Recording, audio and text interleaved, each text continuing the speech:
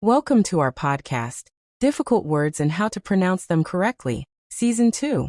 If you haven't tuned into Season 1 yet, we highly recommend you give it a listen and follow us to stay updated. In this season, we're tackling those challenging words that pop up in everyday chats and professional settings. Mastering these will seriously boost your communication confidence. We'll kick things off by diving into common categories of tricky words, covering everything from business jargon to office lingo and social situations. Think words like schedule, business, and comfortable. They can be tough because of those tricky vowel sounds and stress patterns. And remember, some words have more than one correct way to say them. Schedule, for example, can be schedule or schedule. Exactly. And business often gets sped up to sound like business. Also, comfortable is usually shortened to comfortable. Throughout this season, we'll practice these and loads more, getting you comfy with natural pronunciation. Listening closely and repeating are key. Hear how native speakers roll these words off their tongues in real life, and then give it a go yourself. Got questions? Got a word you want us to cover? Send in your suggestions. We're here to support you on this journey. All right, let's dive into the next part. In this segment, we're zeroing in on the pronunciation of words you'll hear all the time in professional environments and job interviews. These can be a bit tricky, but mastering them is seriously worth it. Absolutely. Whether you're gunning for a new job or already working in an English-speaking office, nailing these pronunciations will make you a much more effective communicator. Let's start with some job interview staples. Interview, experience, qualification, and responsibility. Spot on. Interview can be a bit of a tongue twister. It's pronounced /and.twju/, with that stress hitting hard on the first syllable and a crisp V sound. Yep, and experience is /xp.re.ns/, where the second syllable gets the emphasis. Learners often mistakenly stress that first syllable. Qualification is a bit of a marathon /kwl.i.5k.in/. The stress is on the fourth syllable, so make sure you nail it to sound natural. And responsibility is even longer /respn.sibill.i.ti/, also stressing the fourth syllable.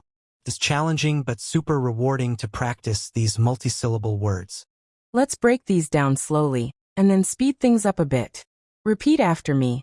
Interview, experience, qualification, responsibility. Nailed it.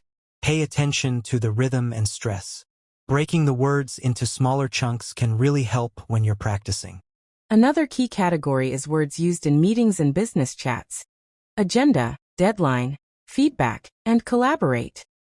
Agenda is pronounced /den.d/, stressing that second syllable. Lots of learners put the stress on the first syllable, which sounds a bit off. Deadline is simpler /dead.lane/, with the emphasis on the first syllable.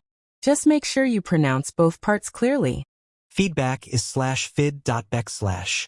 Again, stress on the first syllable, and both sounds should be strong.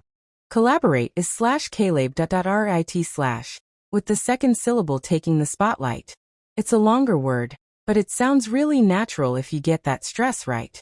Let's run through these again. Agenda, deadline, feedback, collaborate. Awesome. Now let's throw these words into sentences for some real-world practice. For example, the meeting agenda includes the project deadline. Or, we need to collaborate closely and provide feedback regularly. Now, let's chat about some common mistakes and how to dodge them. In this episode, we're shining a spotlight on those tricky words that often pop up when you're traveling or communicating internationally. Getting around or chatting with folks from different countries means bumping into new words, and some can be real tongue twisters. Totally. Whether you're booking a flight, checking into a hotel, or just striking up a conversation abroad, clear pronunciation can save you from misunderstandings and make your experience a whole lot smoother. Let's dive into some common travel words. Think, reservation, itinerary, passport, and customs. Great picks. Reservation is pronounced /res.rv.n/, with the stress on the third syllable. People often misplace that stress, so practice is key. Itinerary is a bit of a marathon slash aitin rare I with the stress on the second syllable. It's often mispronounced as itinerary, but the right way has a clear tin sound in the middle. Passport is easier slash ps.prt slash with stress on the first syllable. Just remember to say that T at the end clearly. And customs is pronounced slash kvs.tmz slash, stress on the first syllable, with a soft T and a clear Z sound at the end. Let's run through these slowly and then at a natural pace. Repeat after me: reservation, itinerary, passport, customs. Perfect. Now let's tackle words related to getting around. Chauffeur, carriage, luggage, and platform. Chauffeur is a tricky one slash OFR slash. It's borrowed from French. This H sounds like SH. And the ending is fur. Many learners say chauffeur, which isn't right. Carriage is pronounced slash kr.d slash, with stress on the first syllable and a soft J sound at the end. Luggage is slash lvg.d slash, again with the stress on the first syllable. Make sure to pronounce the ending age as ij. Platform is slash plate.frm slash, stress on the first syllable, and make sure that T is clear. Give these a try: chauffeur, carriage, luggage, platform. Excellent. Now let's get even more comfortable by using these words in full sentences. For example, I made a reservation at the hotel for next week. Or, please show your passport at customs when you arrive. We waited on the platform for our train. My luggage was handled by the chauffeur. Finally, here are a few tips to boost your travel pronunciation. Tune into travel videos, practice common phrases, and don't be afraid to ask people to say things again if you don't catch them the first time. Remember, clear pronunciation can really help you make a good impression and enjoy your travels even more. Now let's jump to the next part. Picking up from our chat about travel words, we're now turning our attention to words that often crop up when we're talking about culture and the arts, things like movies, music, and books. These areas have their own set of tricky words that are super useful to know. Exactly. Words from the arts often come from other languages or have unique pronunciations that aren't obvious just by looking at them. Let's start with some examples. Genre, boulevard, ballet, and museum. Genre is pronounced slash n.r slash. That G sounds like the S in measure. It's from French, so it can be a bit tricky. Boulevard is slash bul.vrd slash. Stress on the first syllable and a soft D at the end. Ballet is pronounced ballet, with the stress on the second syllable, and that T is silent. Museum is simpler slash mjuzi.m slash. Stress on the second syllable. Let's practice these words. Repeat after me: genre, boulevard, ballet, museum. Great. Now, moving on to music-related words: acoustic, rhythm, melody, and harmony.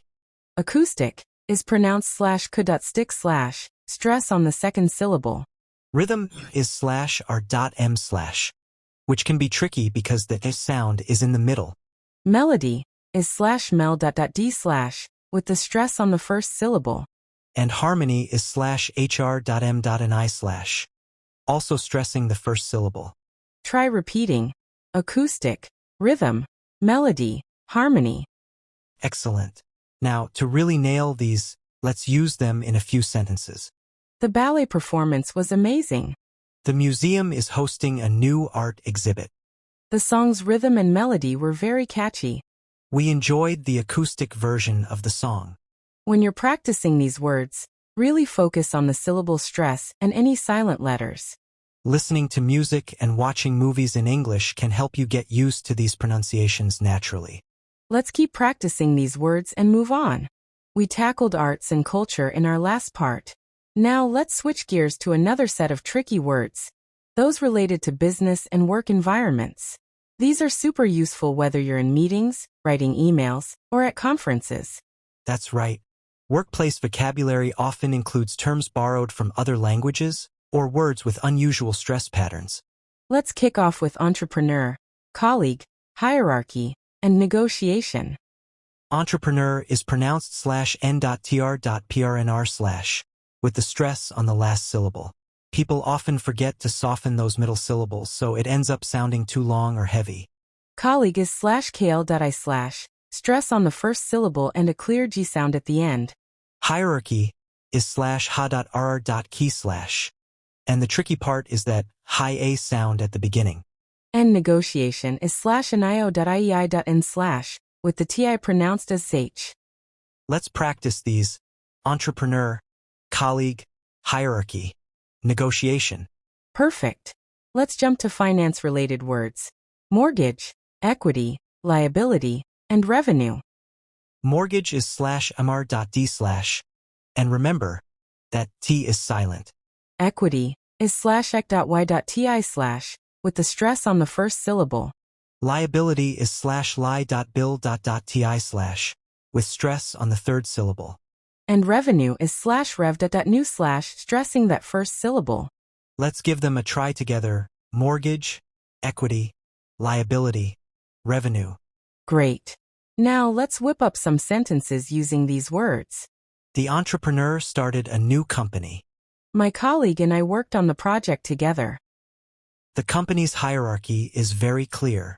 We had a long negotiation with the client. They applied for a mortgage to buy their house. The company's equity increased last year. Reducing liabilities is crucial for financial health. Revenue grew by 20% this quarter. These business terms are common in professional chatter, so it's worth practicing them regularly. Absolutely.